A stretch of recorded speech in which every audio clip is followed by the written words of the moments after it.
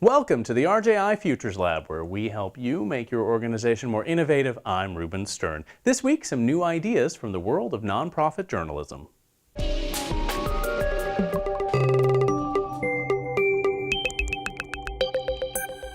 As news revenue models continue to shift, there's been a lot of focus on the possibilities of nonprofit funding to support journalism. The Futures Lab's Katie Mersman walks us through some of the opportunities and ideas emerging from nonprofit organizations. Our report starts with a look at partnerships, which are often an integral piece of a nonprofit's mission.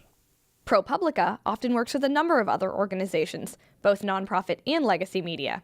Editor-in-Chief Steve Engelberg says these partnerships work best when both groups share the same vision and values. We've worked with Vice, we've worked with NPR National, we've worked with NPR Local, we've worked with Frontline, we've worked with independent videographers, you name it. Basically, as long as, from our perspective, an organization has journalistic values, it's not an advocacy organization, but it sort of shares our basic values of neutral reporting and sort of factual work. We're going to consider a partnership with them, and if it improves or enhances the reach of our stories, we might well do it. Having negotiated a lot of these partnerships, it is that, like any other relationship, I think partnerships work well with clarity at the outset, that you want to be very, very, very clear on what you're expecting, what your branding is, how things are to be presented, how things are to be linked to, that one should not shy away from the very nuts and bolts specifics of it. Identifying each partner's strengths and how they can be combined in the final product can help establish working partnerships.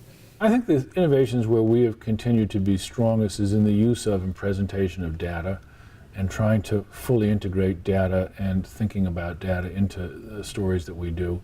One of the most interesting ones we just did was done with the lens of New Orleans, where we tried to look at the disappearing Louisiana coastline. We created a news app based upon some very sophisticated mapping, satellite mapping of the coastline, and then turning that into something you could look at online, and by basically clicking a mouse and sliding something, watch the coast of Louisiana disappear under the water. It took an enormous amount of programming and statistical and data work to get us where we are. And we could never have done it without the folks at the Lens who have this sort of local knowledge and were able to write a very compelling story that went with the app. Partnerships can also provide an interested audience for stories produced by nonprofits, like with the Center for Investigative Reporting's California Watch project. How do you describe to the community that you're going to consistently be bringing them great investigative reporting that represents a really diverse set of voices, but is always held to the highest standards of the journalism that we have to deliver for folks? And how do you create new ways to engage those audiences? Moving into this environment, which we did with like the California Watch project, the idea that we could distribute our work through other partners to find audience, right? And that we would serve as the engine for great investigative and then really seek out channels, existing channels, where we could find people where they were. Defining success as a nonprofit typically involves a wider set of variables than simple business metrics. As a result, some creative solutions are emerging, especially around the idea of measuring a newsroom's impact. For nonprofit journalism, determining the success of a story requires looking beyond traditional metrics, although not always abandoning them completely. One way to try to gauge success is how the story impacts the community. Well, I think the first question for ProPublica is always going to be impact. And by impact, it's like, did this actually bring change? I mean, did the work that we did, whether it was beautiful or elegant or not, did it actually make a difference? And then we do use all the metrics everybody else is looking at. I mean, we look at uniques, we look at page views, we look at time on site, we look at bounce rate. I mean, we do think about all these things. But a story that was, sort of set the internet on fire but didn't change anything is not, in the end, going to be a success at ProPublica. CIR uses a similar concept of impact in the community to determine a story's success. In this case, impact is defined as a change in the status quo resulting from a direct intervention.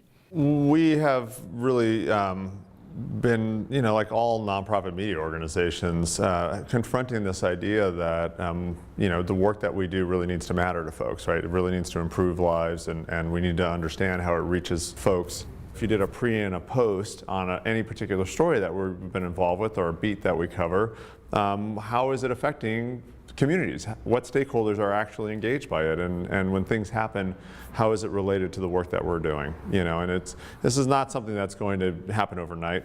In fact, CIR has developed a system for tracking the micro, meso, and macro levels of impact a story has in the community. ranging from the impact on an individual to legislative changes.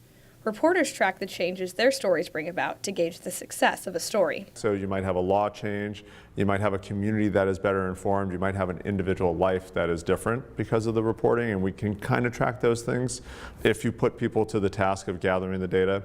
We've also looked at ways to bring in qualitative data and do longitudinal analysis around that.